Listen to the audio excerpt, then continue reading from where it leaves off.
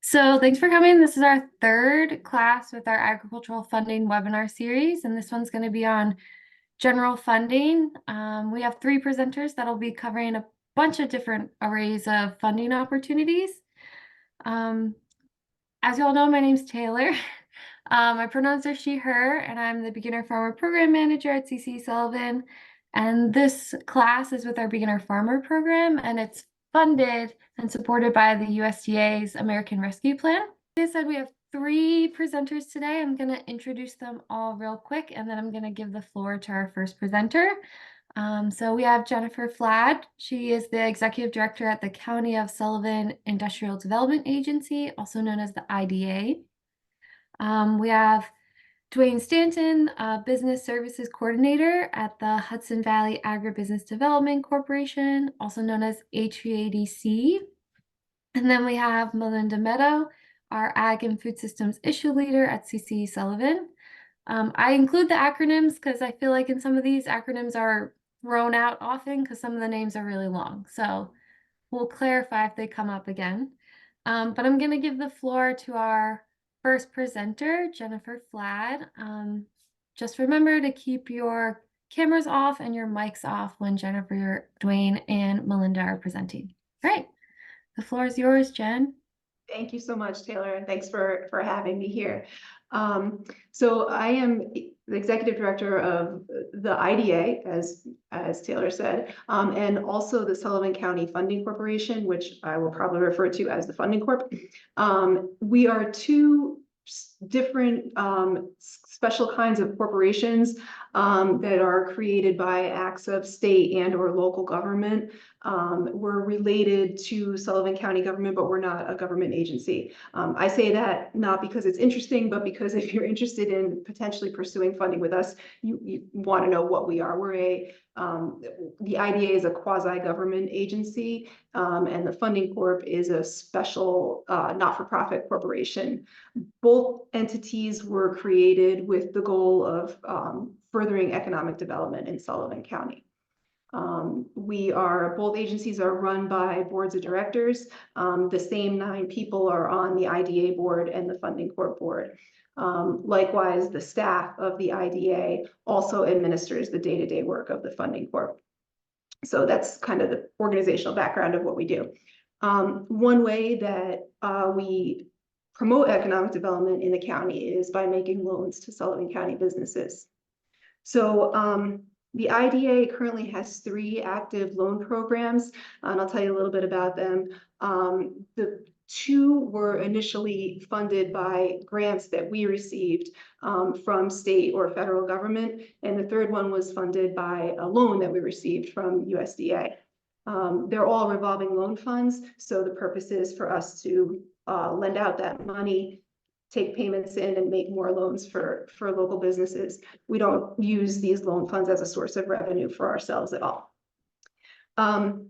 We recently worked with the County of Sullivan, which also has revolving loan funds. They have assigned all their loans and loan funds to the Funding Corp. That's a very new happening, and we're still in the process of taking those loans and loan funds on. So I can't answer a lot of questions about the county funds, the former county funds, or but I can tell you more about the funds that we currently have and how we're working forward in the future. In light of the fact that we are now administering the funds that were formerly at the county, and also in light of the fact that some of our existing loan funds have pretty old guidelines and that are kind of outdated, we're working on a process to update those guidelines and synthesize them. We might consolidate some loans into a single fund, but I wanted to just let you know that our core mission and the type of borrower and the type of project that we can finance is not likely to change significantly. So I just want to share some general information about the programs that currently exist and how you might be able to utilize them. One of the main things I would like to say is I would encourage you to just please give us a call and we'll help you find the program that best fits your needs. It can be a little daunting to navigate through a set of guidelines and an application just call us and we'll work with you. Each loan fund has some different parameters and some different requirements, and we'll help you figure out if you're interested in loan financing, what's going to meet your needs the best. So our three programs are called the Revolving Loan Fund and our Agribusiness Revolving Loan and Lease Fund and our Rural Micro Entrepreneur Assistance Program, which we call the RMAP. All of them have obviously as a goal to promote economic development. The Revolving Loan Fund, or the RLF, has as its primary objective to create new employment opportunities. So I realize that for production agriculture, you're not generating a ton of employment, and we recognize that. We do have one farm that has a loan through our revolving loan fund. So it's doable, but we do have some employment requirements through the revolving loan fund. So it might or might not be a good fit for an ag producer. The other objectives of the revolving loan fund are, as you can imagine, to generate tax revenues, to diversify the local economy, which ag obviously does, and to increase economic and employment stability. So that's our revolving loan fund.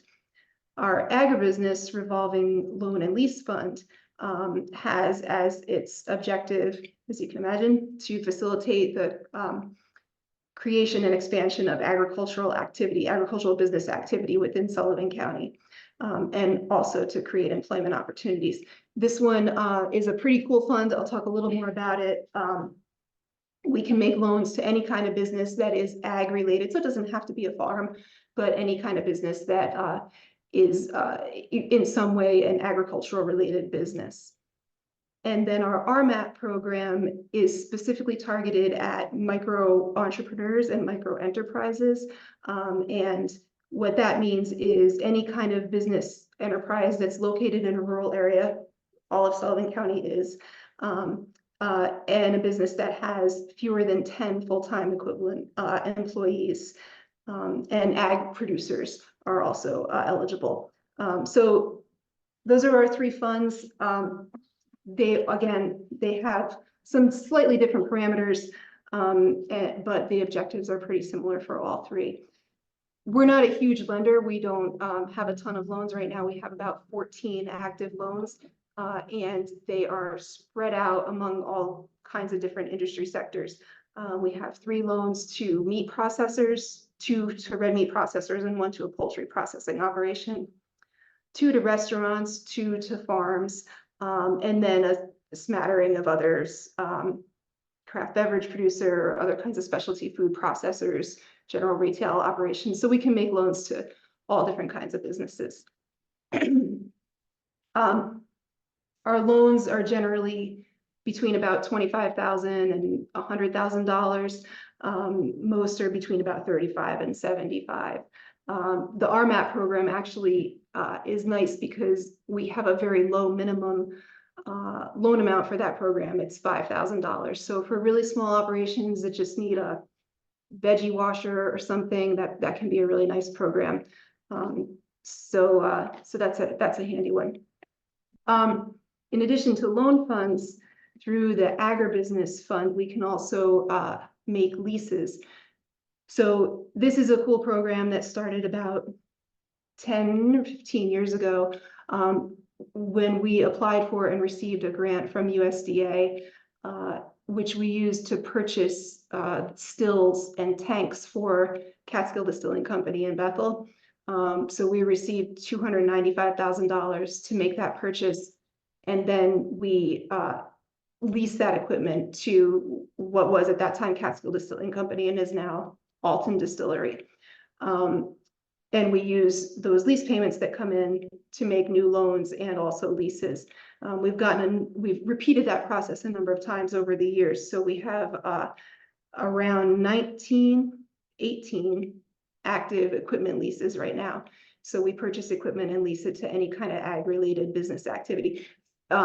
So that's another nice program. Equipment values that can be leased range from $25,000 to $200,000. So if you need $25,000 worth of equipment and don't mind not owning it outright, we can purchase it and lease it to you. one thing to know about equipment leases, I like them because they're pretty simple from a lender perspective. We own the equipment, so that's our security interest. So that it's pretty clean. It's a pretty clean process for us. And the idea is that it can really help to offset any kind of early stage operating losses you might incur as you're starting out. We can structure leases in a number of different ways to try to keep the payments low, especially at the beginning. Most of our leases are structured so that we're recouping 50 to 70% of the value of the equipment through lease payments. And then at year 8 or 12 or whatever the end of the lease term is, there's a buyout payment for that remainder. So they're really inexpensive upfront. Of course, there's a balloon payment at the end, but we have some flexibility in how we structure leases. One thing to note about our equipment leases is that because we're quasi-government and public agencies, we have to purchase equipment in accordance with our own procurement requirements. So there's competitive bidding and bid specs and such that we have to issue and comply with as we're buying equipment. But again, we work with businesses all the time to try to make that happen in as streamlined a fashion as possible.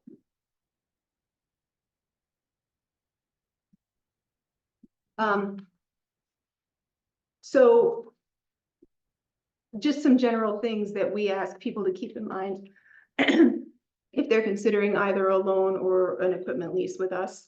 All our funding is for a specific project, so we can't fund ongoing operating costs. We can't fund the refinancing of any existing debt.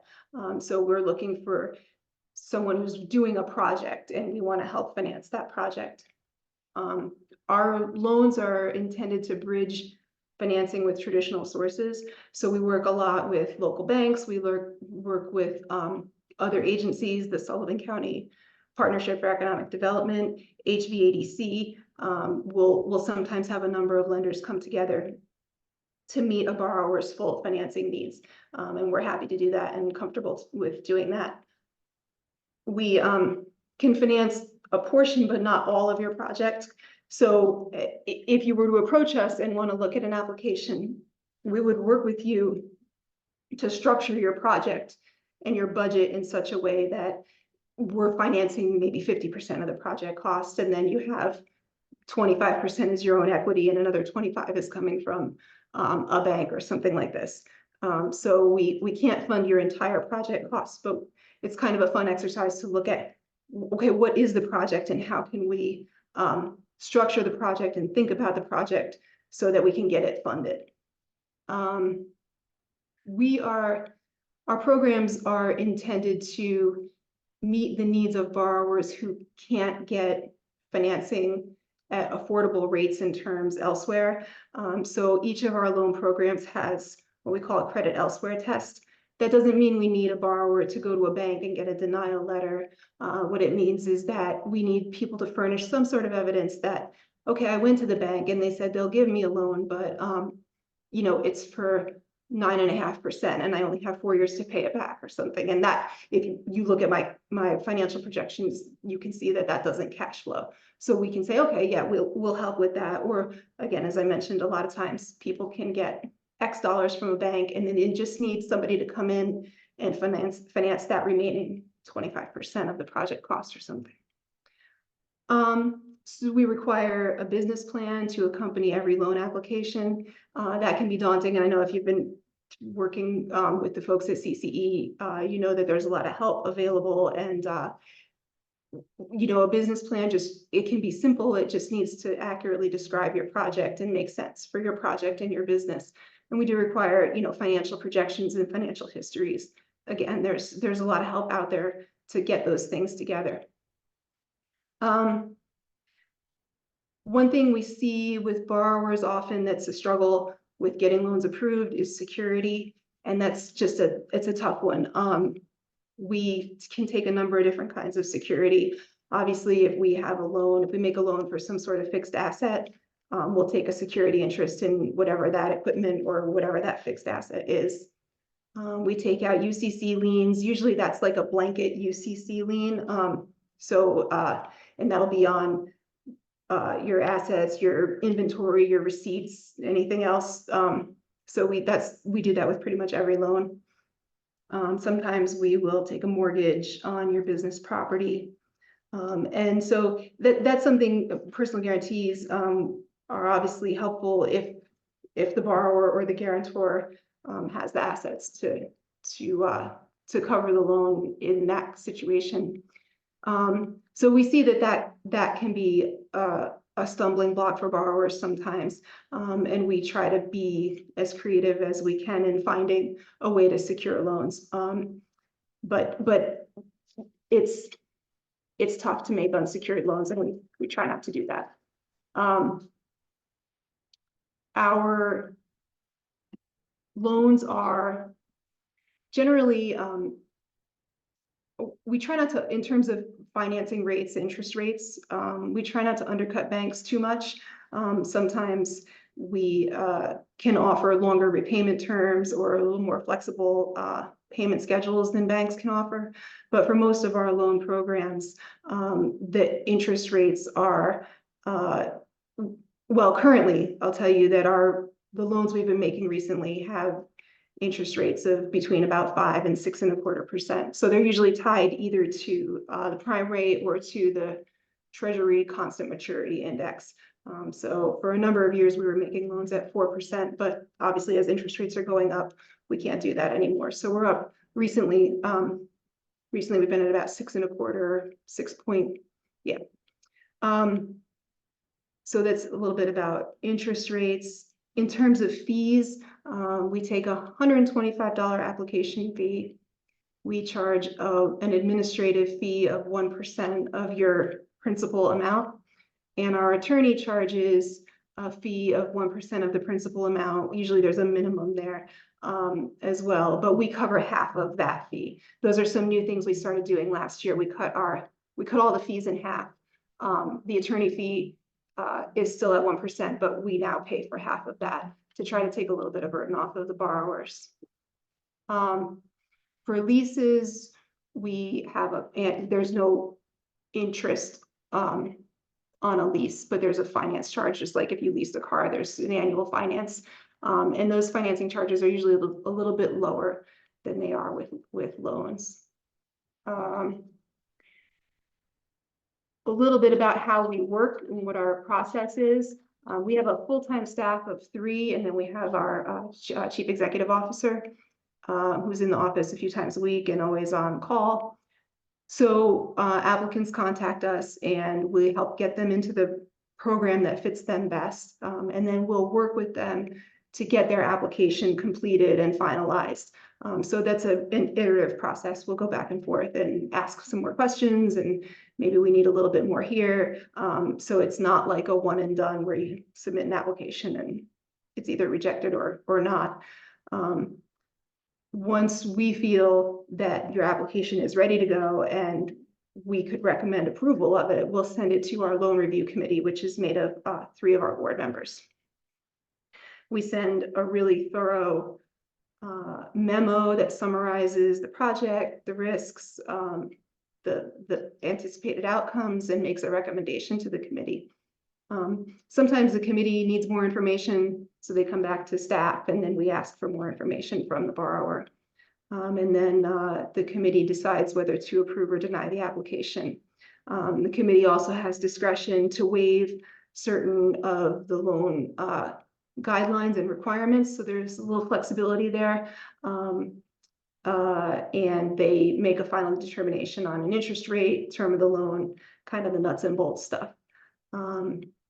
And then we schedule a loan closing, which is at the convenience of the borrower and also at the convenience of our attorney, who has to write up all the loan documents. So from the time we get a completed application till we're ready to close, you would want to plan for at least a month, maybe more than that.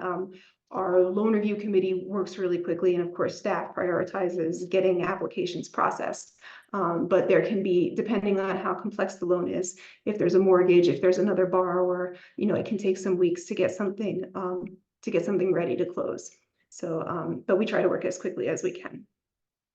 Um, we want to make loans. That's what I would like to close with. All these programs, again, are federal or state funded, and the goal of each program and the reason we got these monies was with the intent of lending them out again. So we want to make loans. We're here to do it.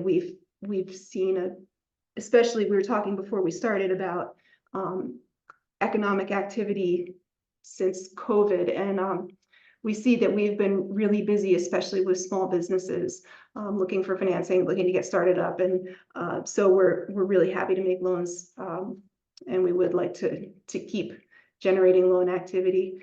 So again, we're a small staff. I'm executive director. Julio is our project manager, and he does almost all of our loan intake and administration. And Bethany is our economic development coordinator, and she can handle any kinds of calls and questions as well. So there's just three of us. We're all the same number, and we would encourage you to give us a call at any time with any questions you might have.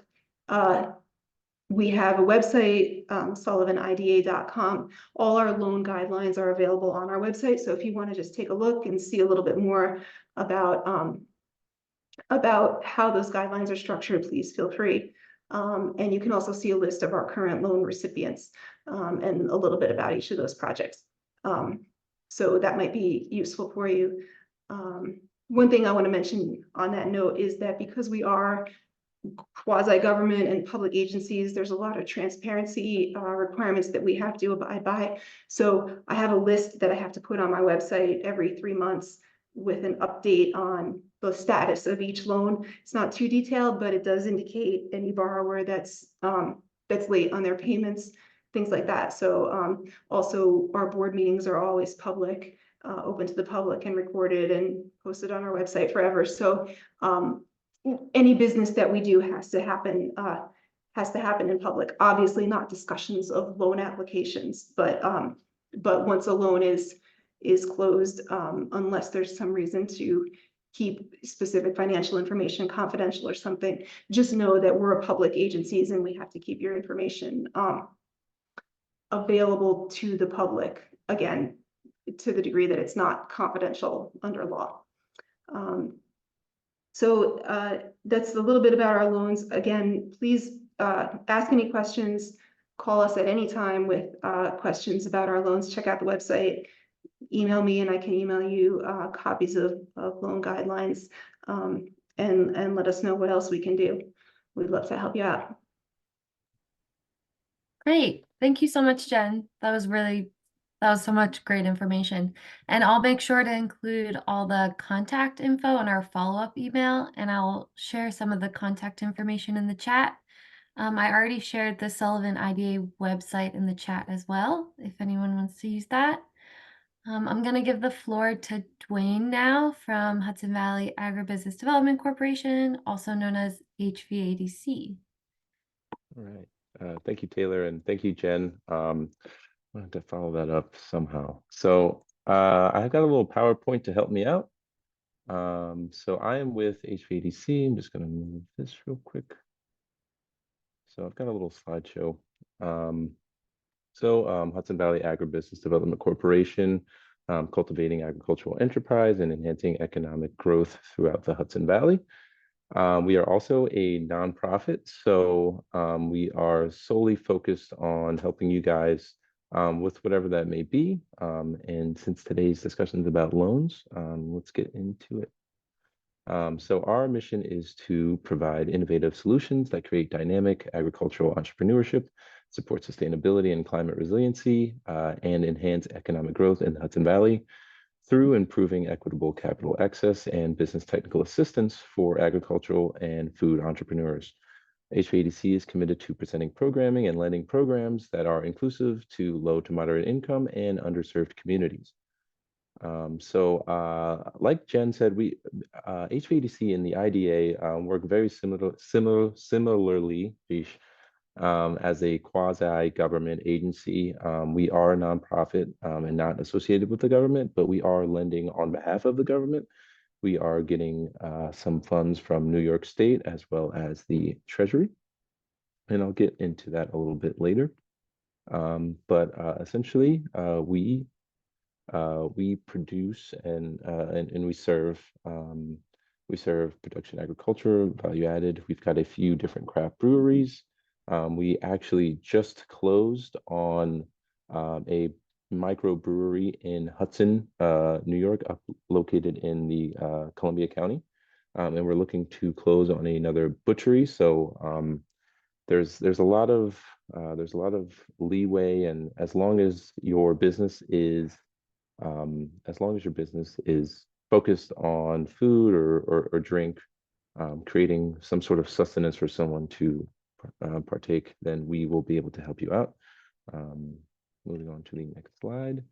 This is just a little map of our footprint. You can see Sullivan County is situated beautifully right there. So you are geographically eligible for pretty much all of our services. We have a loan program, a food recovery program, an incubator program, as well as when we do get the right paperwork, we can offer some grants. We're doing a regional resilient food system infrastructure grant that's almost going to go live. So that application, I can share that to Taylor, and she can distribute it and see if that would work for you after the presentation. But this is just a little bit. The Farm and Food Goals Fund is a separate fund, but it's also a loan fund where we can distribute some equipment or bridge loans for people in need of some of these services. Again, just touching on some of the areas: enhance the climate for food, fiber, and beverage businesses, preserve and grow agriculture industries, ensure food security, sustain and create markets for food, and minimize food waste. Moving on to more of the financial side, I'm proud to announce that HVADC, as of 2023, we have elevated to the status of CDFI, which is more alphabet soup, but essentially it's community development financial institutions. So essentially, we can act more like a bank, but not a bank. And we are solely focused on agricultural businesses and as well as craft, anything to do with food. So moving on to our loan program, we also have an RLF. As you can see, we get money from New York's Job Development Authority, as well as the U.S. Economic Development Administration, or the EDA. Loans are between 50 and 200,000 for small ag and local food businesses. It says 50 on this slideshow, but if you wanted a $35,000 or 25, our board members are currently talking about expanding our microloan capabilities. So as long you can just reach out to me. I'm the program coordinator, so I'm essentially the man on the ground. I'm going to be the first person that you're going to talk to, much like Julio over at IDA. So any questions you have, the more information you tell us, and as we learn your story, we will definitely try to craft and tailor the loan to fit your needs. But yeah, just definitely transparency is 100% key. I think that we're only getting started in terms of our loan fund capabilities. We're relatively new. Like at the IDA, we don't have an extensive loan portfolio. I think we have about the lifetime of this program, I think we're hovering around 11 or 12 loans. So we are capped at doing machinery and equipment purchases only. We can also do bridge loans or working capital loans. If you were to get a grant, fingers crossed that some people in this room do have that opportunity. But let's say that you were to get a reimbursement grant and you wanted to hold you over as you wait for that reimbursement, we can offer some interest-only periods to alleviate some of that financial strain, and try to set up the loan so that you can get your money and also not put too much burden on it, so you can pay your workers or pay yourself or purchase a piece of equipment. So just as long as you talk to us, we will be glad to help. Moving on to our checklist. This is just a brief checklist of some of the things we ask for when applying for a loan. Most of the same systems apply to HVADC as they do with the IDA. Um, uh, when it comes to application and underwriting, it's usually going to take about a month to close after we receive a full application. But this is just good food for thought and good to have just so that you have it ready. A lot of the times when I'm talking to people that are interested in the loans, this is the biggest hurdle is just getting all of this information in a timely fashion. A lot of these projects have deadlines or they're dependent on weather or a particular time of the year. And having this checklist in order as you fill out your application is going to do loads for not only you, but the underwriting staff that we work with over at Grow America. If you have any questions about some of the financial statements or anything or crafting that, we have a ton of resources to help formulate a good application to portray your narrative so that you can make it clear to the board why you want the disbursement of money and how that's going to impact the Hudson Valley in a positive way. So I'll be happy to answer any questions about that.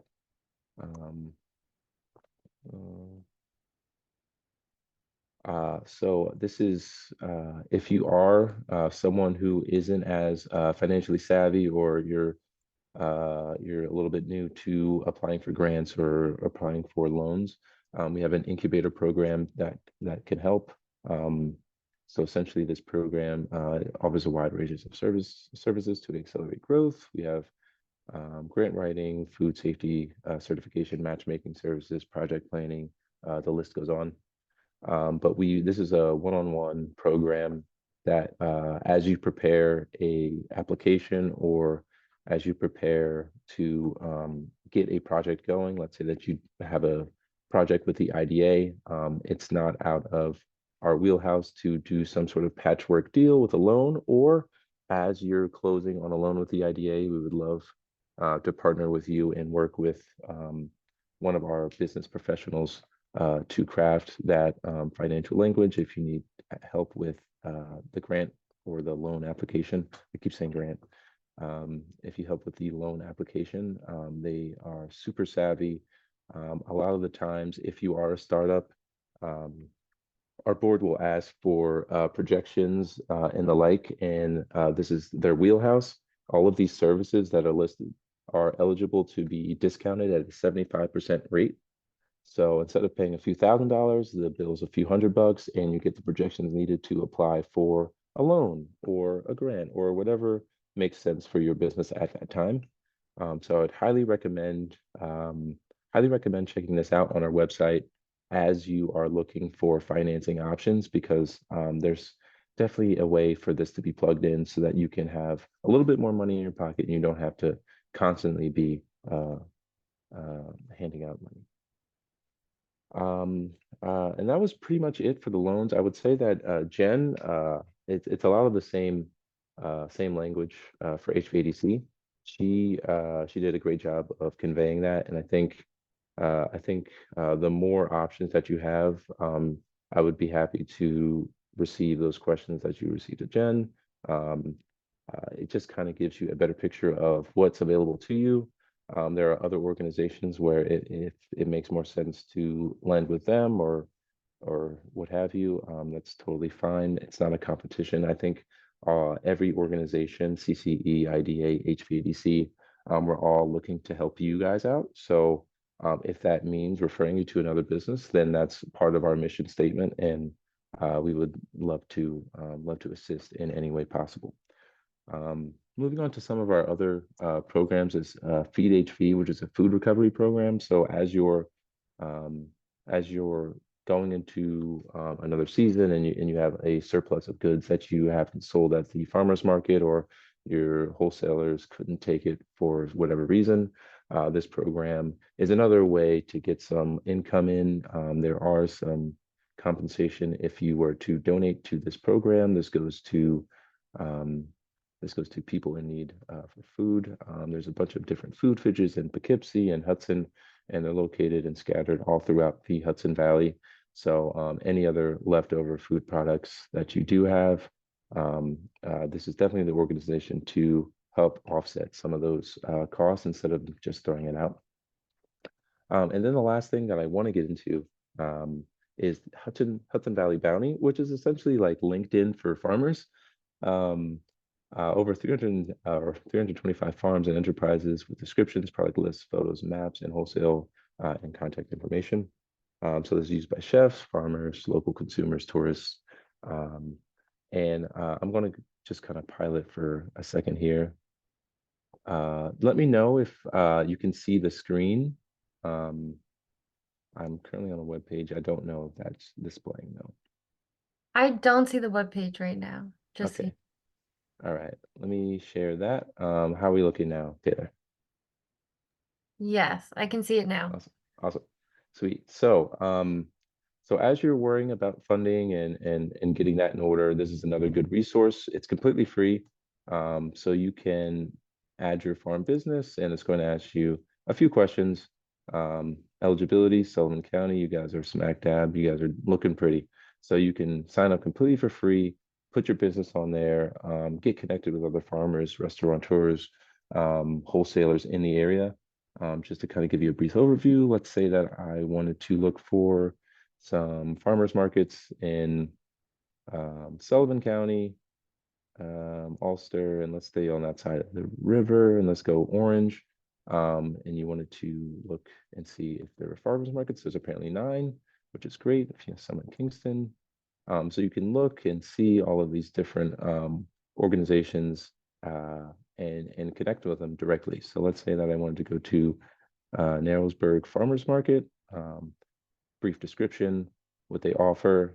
Here's their website, contact information, social media, and it gives you the address as well. So this is just another good resource that HVADC is proud to provide to you farmers. I highly recommend signing up. Like I said, it's completely free. And if you have any questions, most of the people on here are pretty nice, and they love to help each other out. It's all about creating a good agri-cluster and a good system so that everyone can help each other. And I think this is a really good program. We just renovated the website, so I'm pretty excited about it, as you can probably tell. But and that's pretty much it for HVADC. We're here to help, and I think that yeah, I don't know. I'm yabbering now, but I'll be here for questions afterward. And thank you for your time. Thanks, Duane. That was really great. And the Hudson Valley Bounty's new website looks really nice too. I'm gonna give the farmers markets on there for Sullivan. I'll work on that. I'm gonna give the floor to our next presenter, Melinda Meddaugh, who is the Ag and Food Systems Issue Leader at CC Sullivan. All right. Hello, everyone. So I'm gonna give an overview of different grant funding opportunities. I have a lot of information in my slides. Let me get my screen share going here. All right. Can everyone see that? Assuming yes, if Taylor doesn't say otherwise. We can see it. Thanks. Okay. So I'm going to do an overview of some grants that are out there, some financing opportunities in addition to what was just talked about. Also, we already did the programs for some of the USDA and NRCS, so I'm not going to cover those. Eventually, I know Taylor is working to get those up on our YouTube channel, so you can learn more about those programs by watching that. But this is just an overview. There's a lot of information in the slides. Don't worry, I'm not going to go through everything. The intent was I wanted a lot of links in there, and then Taylor can take my PowerPoint presentation and get it out to you so you can then go dig deeper, find out more information, and check on the links and get to those programs through them. So again, do your own research. These programs can change year to year. The requirements can change. So something that they're saying now on their website may change next year. So I'm just, going to give you an overview of what's out there and try and point you in the right direction, because it can get a little complicated with who we have to work with sometimes. So there's a few different grant and loan programs that I'll go over. Kiva loans, the Farm Credit East financing program. There's some other smaller grants that are out there. Of course, there's a lot of other, potential small grants out there. Some New York State funding and some USDA funding specifically to the Rural Business Development Program. So to start, I don't know if anyone's heard of Kiva loans. They're basically a crowdsourcing loan program where it's 0% financing for up to $15,000, and it's for small businesses. This program works in the United States, throughout the world. Some examples of what they fund are equipment, employee hiring, inventory. And basically the difference with this type of loan is not only is it just 0%, but it's not based off of creditworthiness. It's what they call social underwriting. So they're not necessarily looking at your credit score. They're looking at other ways to determine if you're going to be viable with paying back the loan. And the way it works, you pre-qualify on the website, you then submit the full application. If you're approved to then participate, you then have to prove your credit worthiness. You have to have a story, what you're going to do, and you're basically trying to go out there and get people to fund your loan who donate through this Kiva organization. They want you to start with friends and family first, because if they're backing you, that gets back to that social credit worthiness that they're talking about. From there, your program gets, your loan gets opened up to the public to get other funders to fund it. There's a certain amount of days that happens. And then from there, you generally have about 36 months to repay the loan back. There may be a 6-month grace period. There's a lot of other little details that go along with it, so definitely check out their website. But one reason I wanted to bring it up is because the Cornell Small Farms Program can be an endorsement for your loan. They don't provide money, they're not a lender, but there's different what they call trustees or endorsements who will back you, might give you a little bit more, I guess, credibility. And the way what they do is if you attend any of the Cornell Small Farms programs, which some of our educators actually will teach for Cornell, once you complete the program, you get their certificate, then you would reach out to Cornell Small Farms to officially request that endorsement. There could be some potential where they'll take some requests from other extension organizations. So that's something, maybe potentially if you're with our mentor program, that's a year-long program, or our more intense business and marketing program, that is something you could talk to us about and we could reach out to them for it. But more info about Cornell Small Farms is here on the website, and definitely go in and read about Kiva loans. There's a lot more to it, and break down with stories and examples of things that they fund. Another organization that we've worked with before and who's participated in some of our programs is Farm Credit East.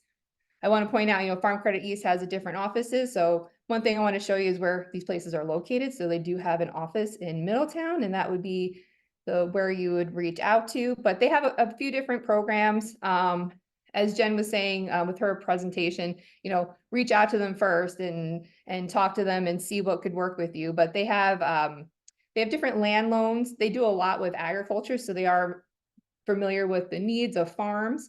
They do try and do different flexible terms or repayment options. They have short-term operating loans, and they do have a special program for beginner farmers where they'll work on discounts on services with financial software, financial services, and whatnot.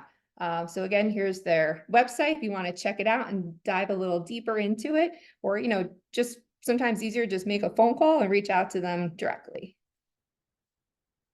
And here's a few grants that are out there from nonprofits. Again, grants, it's great if you can get them. They're competitive. Everyone, would like to get grants. So just, always consider that in the back of your head. You may have to have a combination of the loans that are available to you, and it's great to try for a grant, but I do want to go over some that are available. The Fruit Guys is one that comes out every year. These are up to $5,000 for small and medium-sized farms. They want you to be in farming for at least 2 years and have some either own the farm or a long-term lease. With this program, and again, just keep in mind, everyone can apply to this, and they only fund about $25 a year. Sky High Farms is another program. The grant application is actually open right now. And if you dive into it, the grants will range from $240 up to $25,000. And again, with this one, and it seems like with most of these grants, you really have to tell your story about what you're doing and why you need this money and where it's going to go and help make your business sustainable. So 2 other ones that are available. One is through American Farmland Trust. That's the Brighter Future Fund. This is up to $10,000 and it's for-profit farms. And the funding is basically available to help with improving your farm viability, access, transfer, or permanent, protection of your farmland. So that's another one that is available. And again, check out their website. And then I definitely advise to get on all of their email lists, because then that's how you know when they come out. So sign up for all their emails and you can find out more information or if the program changes. Black Farmer Fund is a new one that has come out. It is in New York State, I believe, as of now. There is the first pilot program. So there isn't too much on the website to know about how you can apply, because they just did their first pilot program for it. But again, if it's something that you may qualify, that, definitely sign up for the email to find out more information about that program. One other one, and I do know some farmers who are veterans who have been able to participate in this program, is there's the Farmer Veteran Coalition. That's an organization that if you're a farmer veteran you can be involved with. Requirement is you have to actually be a member. But these are basically, it's a fellowship fund that they offer, and the awards range from $1,000 to $5,000. They give you 6 months to use the award. They do require a business plan. So we were talking about the other 2 presenters with having the business plan and where you can get that help. They also do, and I know a farmer who's participated in this, they have some, if you're in this program too, you can also apply for equipment funding with Kubota as well. But basically, there's follow-up with it. They expect you to participate in the program, and, submit progress reports and whatnot. But it is something that's available. And if you are a veteran, you should definitely check out. So I want to get into New York State funding. These are a few. So NYSERDA, I think everyone's probably heard of NYSERDA. There is a Ag Energy Audit Program, and really to see what you may qualify for funding through is the first step is to get energy audit. If you reach out to NYSERDA, there are set people who can do this for you, but really the first step to see about how you can make things more efficient on your farm is to get an energy audit. So there's a link to their program. I did want to include Ag Energy New York. That is a program through Cornell Cooperative Extension. We do just recently are involved with it, helping to provide technical assistance on this program. But basically, even when I was trying to look and see what energy programs are out there, there's a lot going on. So Ag Energy is specific for farmers, and it goes by a different production area, and it has all the resources in one area, and it's really helpful. So we have a person in our office who's involved with that, Haley, and if something she can't answer, the main extension office that runs this program, we connect you to them and they can really help walk you through it. But again, there's always so many resources out there for this. So it's really helpful to go to this website and tailor it to your certain types of production area and see what's available. Some other New York State funding opportunities are the climate resilient farming and ag non-point source pollution farming. So this is a little different. You can't actually apply yourself. This is something that the local soil and water conservation district offices have to apply for you if you haven't been there already. But we do have in our building at CCE, the Soil and Water Conservation District office. We work with them a lot.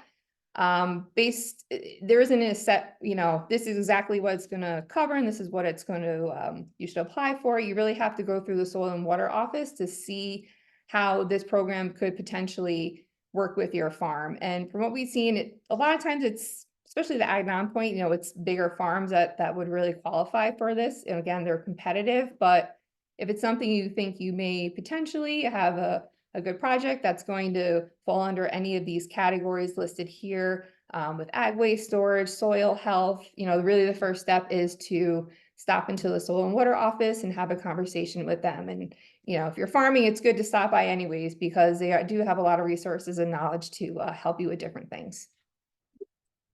One other thing I want to bring up is the New York State Grown and Certified.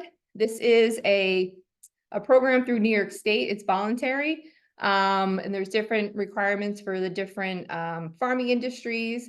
It's basically a label that if you meet the requirements, which I'm not going to get into with this, Michelle, who's on this Zoom call, is going to have a whole program about it, that you can get this label. And there was a round of funding if you were New York State Grown and Certified to apply for some farm food safety improvements. There's going to be another round. We're just waiting for that to come out. However, I do want to put Michelle's contact information here, because in addition to New York State Grown Certified, many farms, especially with vegetables, there's certain food safety requirements, and we do have a program in our office with Michelle that we have funding to help you with that.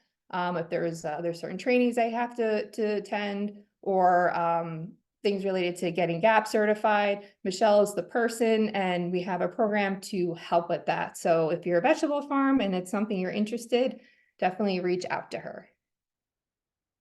And I just want to go over quick, the USDA, as I mentioned, they did, I think they were at the last webinar we did for this, but one thing I want to point out, so the USDA, there's different offices depending on what area you're working in or funding you're going for. So these are specific to rural development funding, and the main contact for now is out of Syracuse, which I have, yep, next slide, I have that for you. So I want to point these, that's why I wanted to point these out and show it. Syracuse is the main office for us, but the Rural Energy, the REAP program, this is something that the New York State, under their energy program, can provide assistance with applying for this. But basically, you really have to have at least 50% of your gross income from the ag operation, and it can help cover up to 50% of a cost for energy efficiency. So an example would be you're doing maple syrup and you're changing to use a reverse osmosis, something like that. It could help cover the cost of the equipment for that. Another one is the value added producer grant.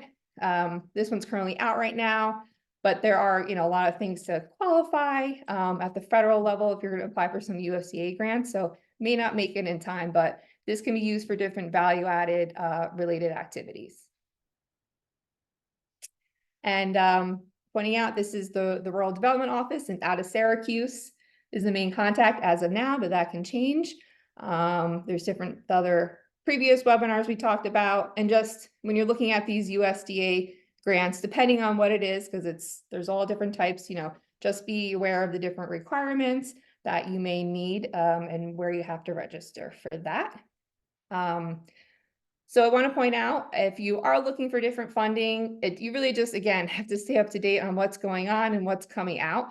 So I encourage you to sign up for different emails and just stay up to date on what's going on, in addition to the people who talked here today. And that's the best way to find out information about different funding opportunities. And you'll get this emailed to you. And we're going to have this little plug. We're going to have a class coming up that Taylor is going to organize about actually tips for writing a grant. But I just threw this in here real quick because, again, grants can be very complicated, competitive. So a lot of times, some quick tips of, have your business plan together, really understand what the grant is asking of you, read it over and over again. Do you actually qualify? What expenses are allowed and not allowed? Be clear with what your intent is. Are there any training experience requirements? And when is any of that pre-grant paperwork? So just threw that in there as a plug for the other class we'll have coming up. And I rushed through that because I know we're getting towards the end. So I'm here for questions. Great. Thanks, Melinda. That was really helpful. I put in the chat our farm financial management page. So I try to update that monthly with upcoming grant opportunities, but I also have listed all these different opportunities, and it's divided by like state, local, private, and then federal programs that are out there.